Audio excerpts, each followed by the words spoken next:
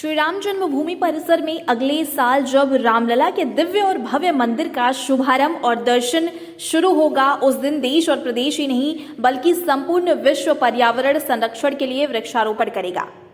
इस संबंध में जानकारी देते हुए केंद्रीय राज्य मंत्री अश्विनी कुमार चौबे ने कहा कि अयोध्या को प्रदूषण मुक्त और पर्यावरण सुसज्जित नगर के रूप में स्थापित किया जाएगा। उन्होंने कहा कि आज संपूर्ण विश्व के लिए प्रदूषण एक विकराल समस्या के रूप में सामने आया है, जिस पर अंकुश लगाने के लिए श्री राम मंदिर के शुभारंभ के दिन वृहद स्थल पर विश्वव्यापी वृक्षारोपण का आह्वान किया गया है। उन्होंने कहा कि केंद्र सरकार 4500 करोड़ की राज्यों के सहयोग से जल और वायु सहित सभी प्रकार के प्रदूषण से मुक्ति की योजना चला रही है।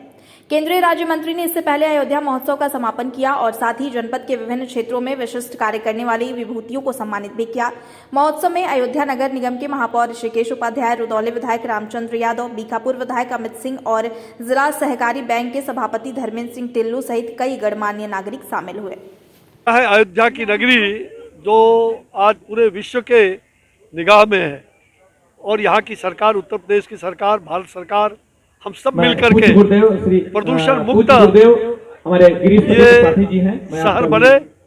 पर्यावरण से सुसज्जित हो, इसका हर ख्याल यहाँ लोग रख रहे हैं। तो पर्यावरण संरक्षण का भी और प्रदूषण के से मुक्त होने का इस शहर को, इस अयोध्या क्षेत्र को हम प्रदूषण मुक्त कैसे बनाएं और पर्यावरण प्रेमी सब मिल करके यहाँ बहुत आपने देखा कि बस जब भगवान राम का ये मंदिर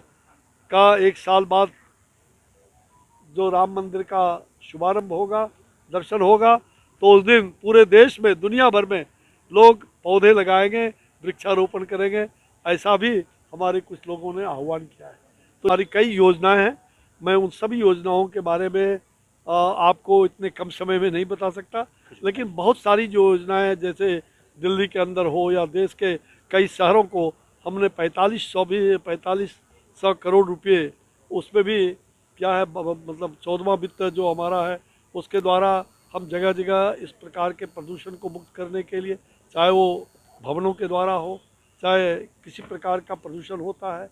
जहाँ जल प्रदूषण है, वायु प्रदूषण है, इन सभी प्रदूषण को मुक्त करने के लिए अनेक प्रकार की योजनाएं हमारे भारत सरकार के द्वारा राज्यों में,